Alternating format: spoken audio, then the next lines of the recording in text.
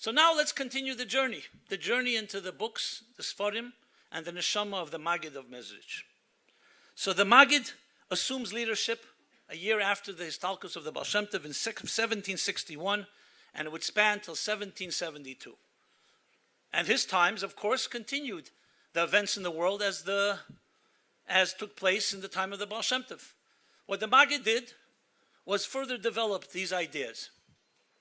Now remember, both the Magid and the Baal Shem Tov taught their Torahs in very short, they're very brief. And they taught them orally, they were not printed. In the case of the Baal Shem Tov, they were collected by students over the years, and we have them today in the sefer called Keser Shem Tov and Savos HaRivosh.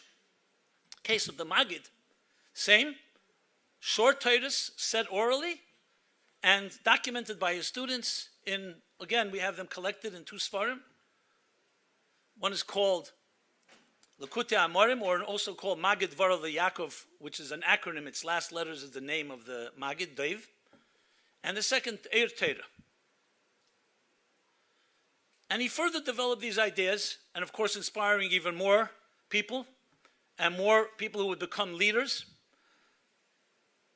And among his teachings, one of the things in the words of the Magid,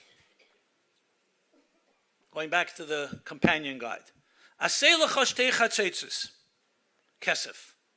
This is a verse in Baal Escha, which is a mitzvah, to make trumpets, 2 silver trumpets.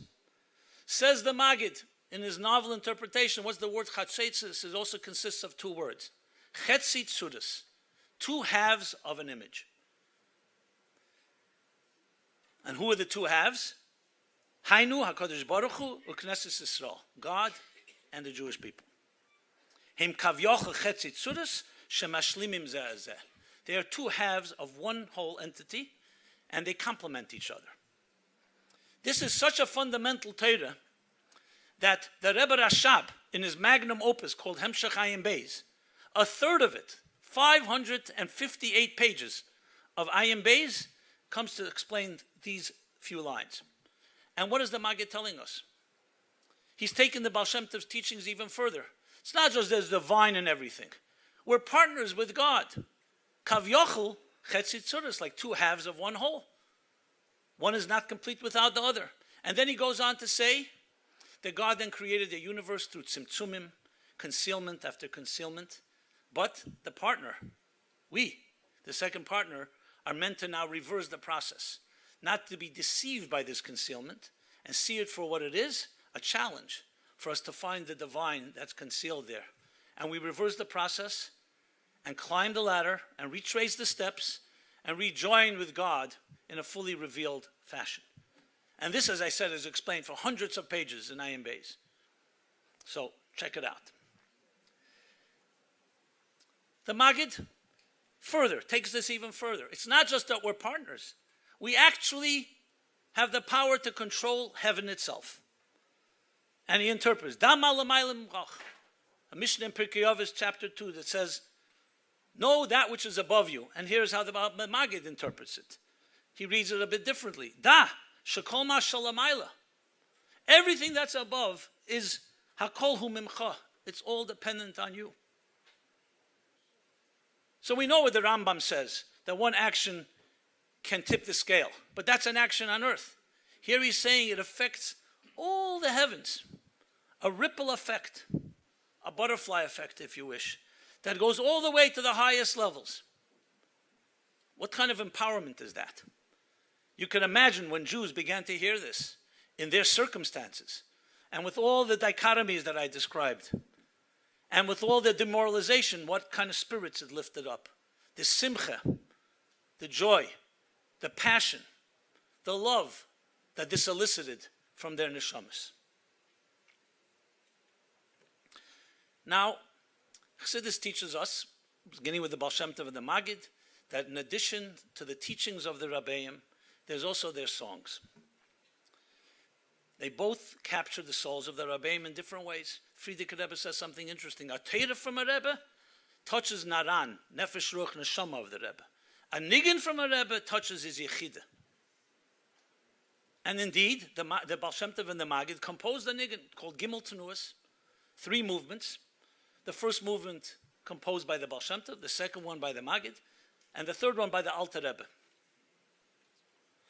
And indeed, the Baal Shem Tov himself was known to be a great menagen. He could sing, the Friedrich Rebbe writes, in many different ways, different voices. And he stirred souls. Hishtapchus hanefesh, the outpouring of souls. Gimel Tenuas.